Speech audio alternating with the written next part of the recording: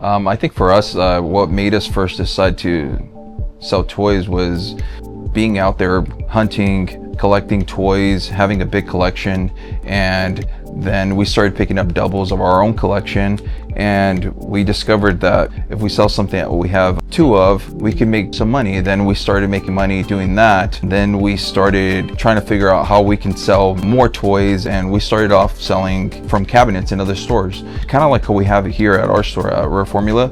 We also have consignment, and that's how we started off. We've been doing it for quite a few years now, so I would say almost 10 years that we've been in this. So to see that then manifest into the first brick and mortar like storefront, that has been quite the evolution and super exciting.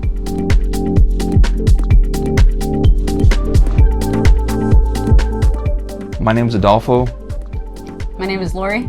And together we own Rare Formula.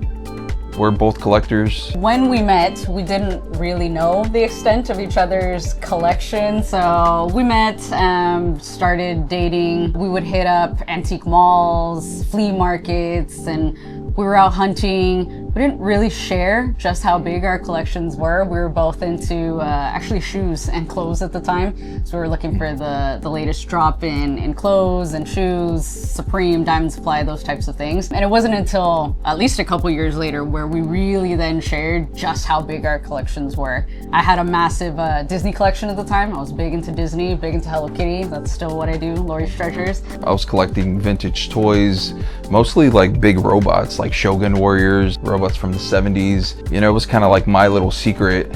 And when I met her, she had her own collection too. So we were kind of surprised when we finally told each other, like, hey, like, I'm a big collector, and that's pretty much how. Yeah. So when we decided to bring the two collections together, that's what really then led us into this whole idea of eventually selling. For us, when we first wanted to start our own store, one, we needed more space. We had a lot of inventory. We needed a bigger location that we could sell our collectibles or our collection from. And it took us 6 months just to even find a location, make sure that the location was the right place, making sure that we had the money to be able to open up a shop that the toy community would enjoy. All the other things that went into it, you know, when it comes to permits, I was not a, city planner. I didn't know anything about that. So figuring out from the business side, permits, putting up signs, all of that. We had the vision to start a store. It's been about, almost 2.5 years in the making now. I think we really decided to put our feet to the fire when we realized we had all these storage units. We said, people deserve to see this stuff. And so then it was really about 6 months of finding the right location, finding where traffic was. Torrance is our hometown. We live right, down the street. And so it was really about something that we could bring to our own community. And so that was a big part of the decision making in terms of where we were gonna put that. And then really from sign of lease until, grand opening day, it was, somewhere around 4 months, pretty quick. And we had a lot of people that helped us and gave us, tons of great advice and helped us in that process. But yeah, once we decided to do it, we were all in at that point. This place was gutted. This place had been vacant for 5 years. We had to redo everything. There was no flooring, so we had to redo the entire floor, and the ceiling, there was no tiles, no light. This was a dead zone. Even getting internet in here was tough. We had to run wire, we had to paint the shop, we had to really do it. Like the front windows were all scratched up, change them all, make them new. We created a back office for the store. We wanted to open the store and make sure it was a location that everyone was gonna love. We didn't want to rush into things. We didn't want to do something half-ass. So we really took a lot of time, a lot of effort to be able to open this place the way it was supposed to be open. Even getting the sign up at the front was a big problem, which we thought was going to be one of the easiest things to do. But dealing with permits and having the city approve everything, it was getting close to opening time and our sign wasn't up. And we're kind of panicking a little bit, right? It was really down to the wire. Sign went up 2 days before grand opening. It was tough, but every decision in the store was super conscious as well. Like, our theme, you'll see, right, Rare Formula, the black and white logo, the drip, and so that was really a conscious decision in how we wanted the store to visually look as well. So the floor is black on purpose. It's distressed, and you can see the markings on purpose, right? That's how we wanted it to look. The cases are all black and white. You know, we didn't include any other graphics or color in here because it really was thematically, you know, we wanted it to look clean, like, and it eventually paid off. You know, customers on the first weekend, they're like, hey, this shop is clean, it's nice, it looks good. That was really a great moment for us to, you know, feel that our vision had transferred. So for us, I didn't just want to carry what I wanted to carry, you know, I wanted to make sure this was a one-stop shop for our customers. So we knew we needed to bring in a little bit more than just vintage toys. We needed to bring modern toys. We needed to bring in comic books. We needed to bring in Pokemon. We needed to bring in trading cards, stuff that it could be where you could come here and basically find whatever is you're looking for from a collectible standpoint. And the reality is that anyone who walks in here usually will pick up something, will buy, even if it's the smallest thing to the biggest thing, will believe the store was something will catch their eye.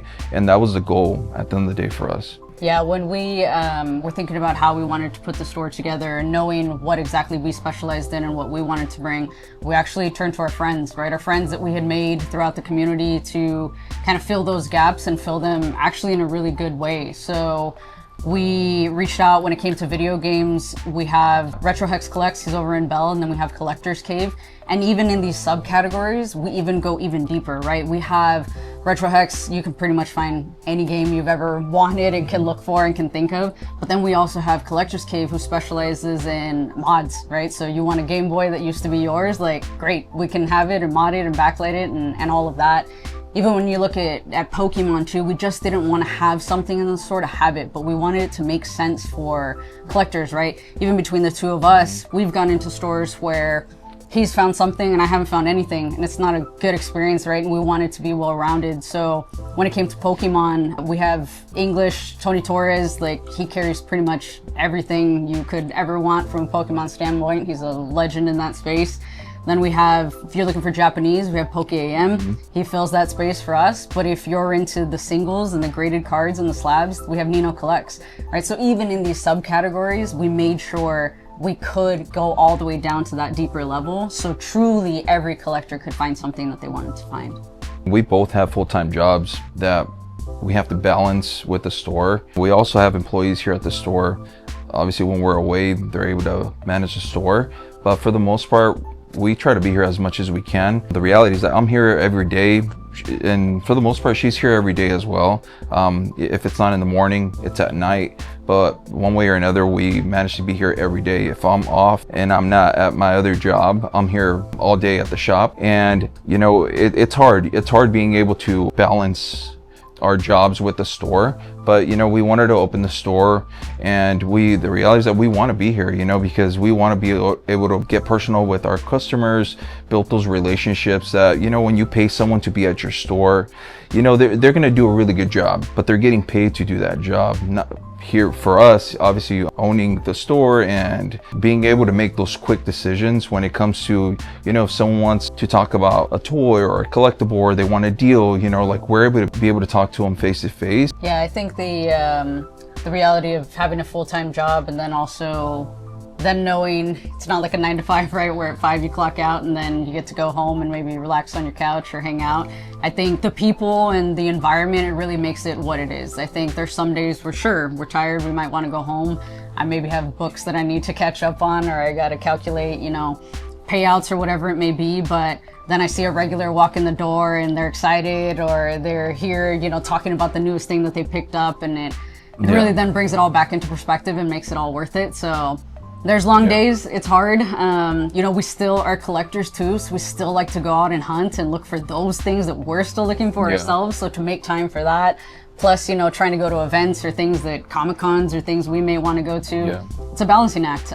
But thankfully, we're all in it together, so we can balance that out. And at the end of the day, you know, like, our customers is basically how we're going to continue to run the store. You know, we're going to have the product they want, we're going to build those relationships, and without them, like, we couldn't have a store. So we need to make sure we're making a good impact in this toy community here in our store.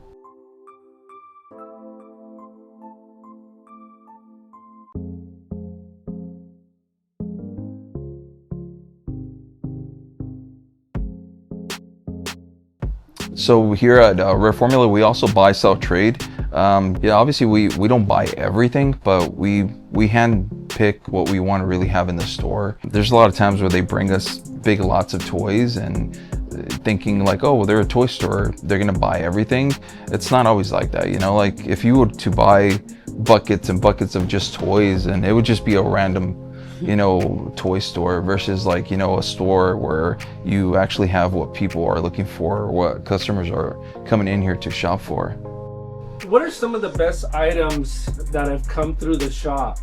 There's been a lot of items. I mean, when they bring stuff that I personally collect, you know, it's really hard to put it back in the store. So, but you know, like I can't keep everything. So I always make sure, like, you know, I have a rule going forward as a store owner, like I never keep doubles of anything that if I have it in my collection, like it comes in, like the Great Garlu, I think some of our big pieces, you know, right? The Great Garlu. My Pet Monsters, like, I mean, the Hive playset, you know, it's one of those playsets that you don't really see too often. So we have it here at the store. It's definitely a conversation piece. I think some of the big pieces too that have come in, like we've parted with some of them as well. We had the full size ET, right? That one came in and that was in and out here pretty quick. Like there's some of those bigger pieces that eventually they come in and out they go. We try not to keep, you know, too much of that, but it is hard. We're collectors first, so.